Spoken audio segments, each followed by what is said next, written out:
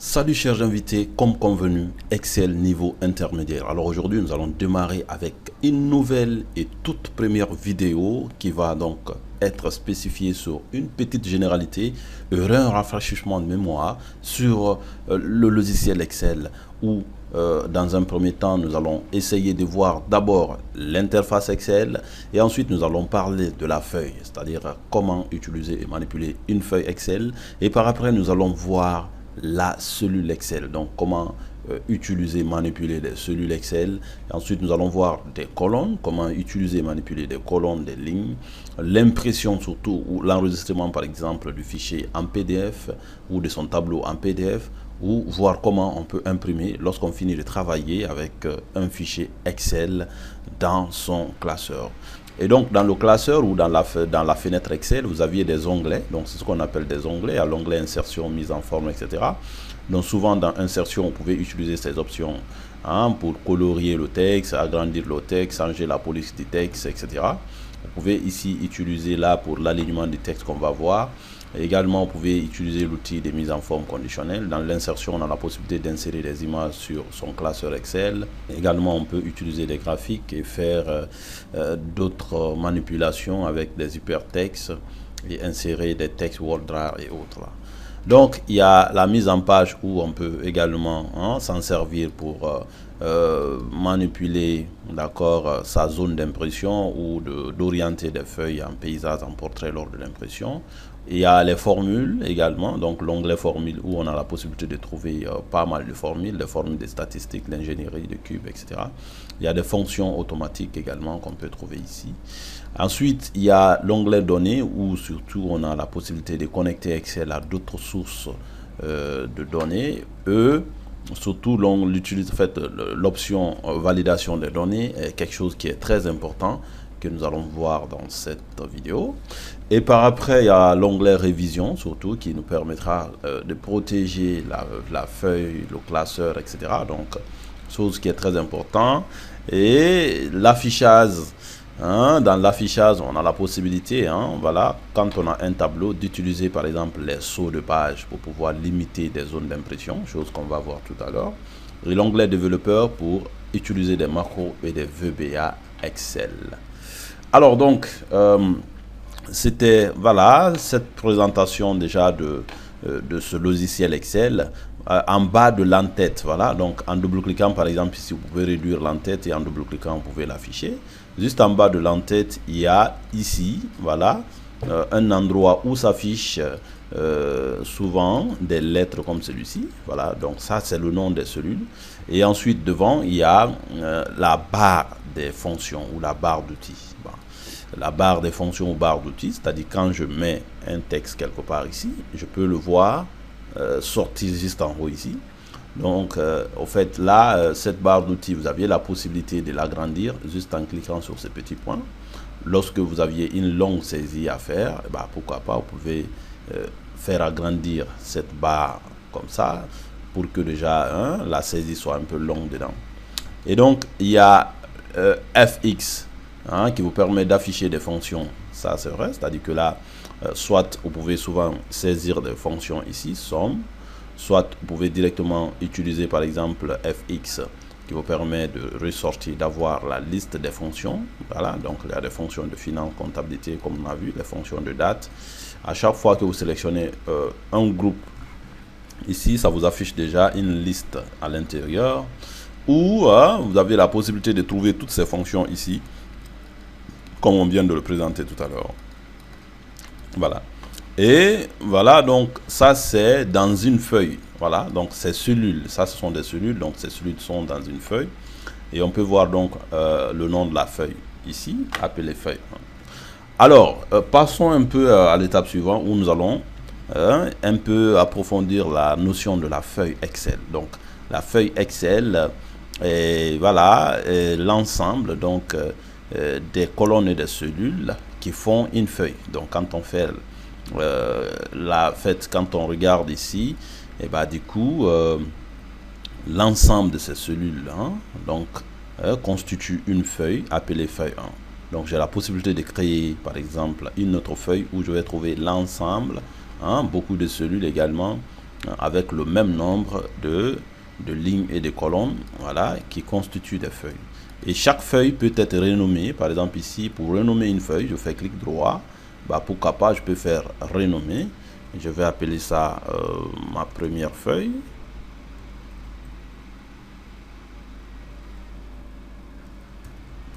Voilà. Donc, on peut renommer une feuille et on peut déplacer, par exemple. Je peux l'amener soit devant, soit derrière. Ça, c'est une possibilité.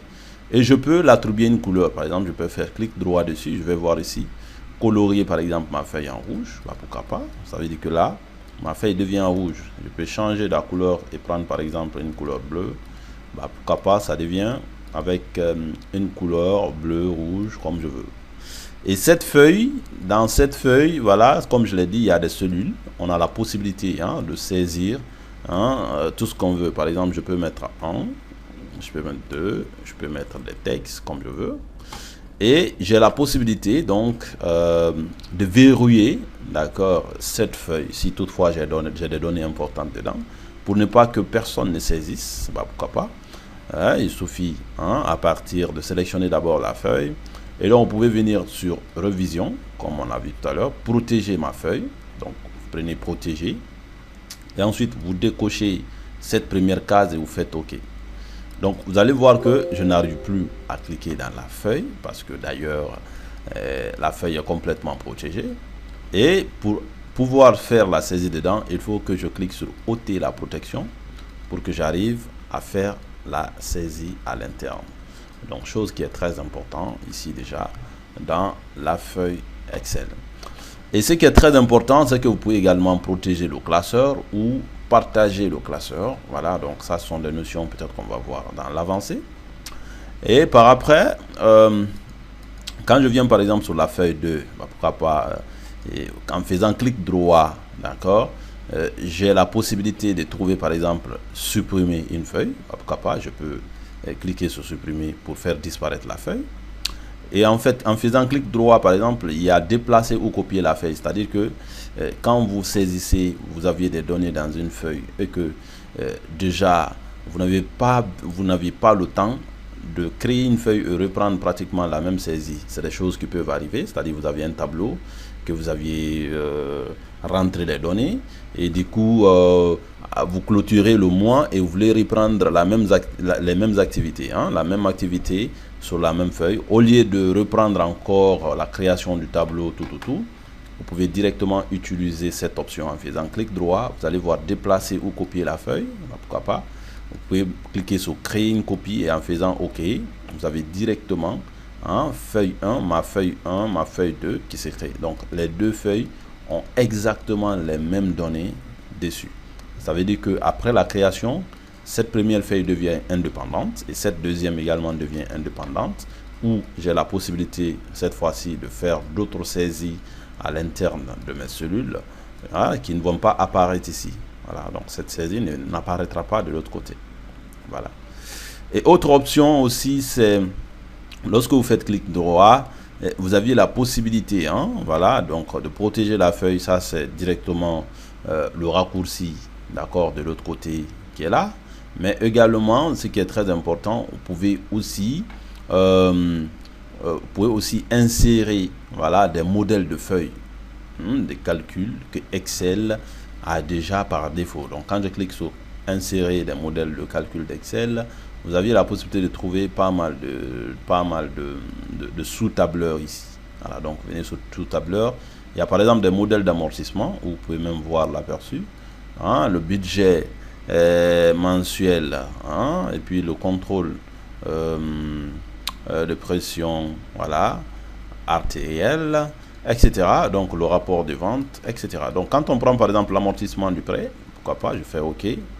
Vous allez voir que Excel va m'insérer une nouvelle feuille appelée plan d'amortissement, que je peux même déplacer à droite ou à gauche. Et donc dans ce plan d'amortissement, toutes les formules sont dedans. Il suffit par exemple de mettre le montant, admettons que j'ai un prêt de 10 millions qui est à un taux de 15% et la durée c'est 24 mois et le nombre de paiements par an c'est 24 paiements et la première date c'est le 1er janvier 2021. Et du coup, juste après tout ça, on voit que toutes les données sont apparues dedans. Donc les 24 paiements que je dois faire au cours de l'exercice. Pardon, la durée c'est 2 ans au lieu de... Voilà, donc je peux voir que je vais faire ces paiements ici. Voilà, tranquillement. Donc le nombre de paiements, ça fait 24 paiements non, 12 paiements par an. Voilà, donc en faisant ça, je peux voir que je vais faire 24 paiements en tout, donc pour amortir mon bien. Le 1er janvier, je vais payer, et ensuite, du coup, progressivement, au fur et à mesure, comment je vais faire le paiement à la banque, ça c'est fait. Et ici, là, par exemple, on peut voir le premier paiement que je vais faire, intérêt plus capital. Voilà. Donc, vous pouvez voir d'autres classeurs comme ça que vous pouvez insérer. Et ensuite, vous avez la possibilité de masquer des feuilles ou de les afficher. Par exemple, ici, lorsque je ne veux pas que déjà mes assistants ou mes stagiaires accèdent à cette feuille, je fais clic droit dessus, je peux cliquer sur masquer. Donc la feuille se cache. Donc en fait, tu peux venir sur mon classeur, tu l'ouvres, mais ma feuille est carrément masquée, on ne peut plus l'afficher. Voilà, donc ici également c'est la même chose, je peux masquer comme celui-ci. Donc quand je masque comme celui-ci, ça ne veut pas dire que j'ai supprimé, parce que l'autre que j'ai supprimé, lui, on ne peut plus le récupérer. Donc si vous supprimez une feuille, c'est fini, foutu comme ça, on ne peut plus récupérer. Donc pour afficher la feuille, on fait clic droit, vous allez voir que l'onglet afficher s'active dès que vous masquez une feuille. Bon, il suffit de cliquer. Je veux afficher mon plan d'amortissement des prêts, je l'affiche ici, et on peut directement voir que la feuille s'est très bien affichée. Voilà un peu.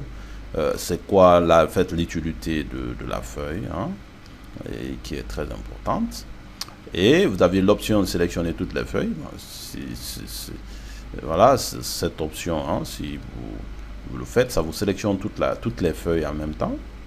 Et vous aviez la possibilité de manipuler, c'est-à-dire que quand vous voulez faire une saisie sur cette feuille, mais en même temps que ça apparaît chez l'autre là, donc vous sélectionnez la première feuille, vous maintenez CTRL, vous sélectionnez l'autre.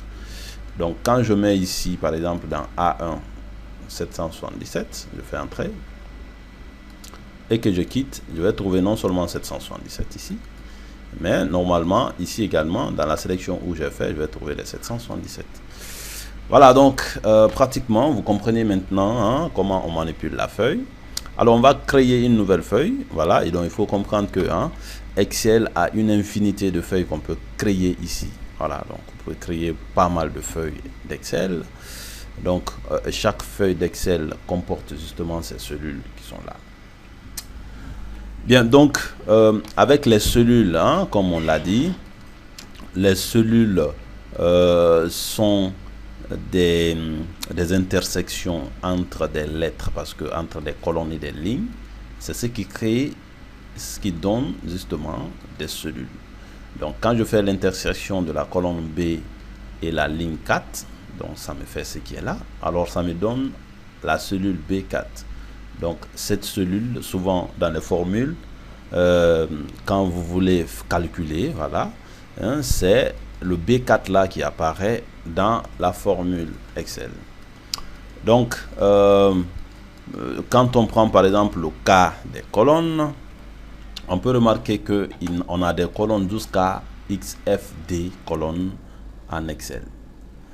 Et donc pour des lignes, on a quasiment 1 million, voilà, 48 576 lignes en Excel. Et donc pour faire ce que je suis en train de faire là, vous maintenez votre touche CTRL appuyé et puis vous cliquez sur la touche de direction, soit en bas, ça vous projette directement jusqu'en bas, soit à droite, ça vous projette directement jusqu'à la dernière colonne d'Excel.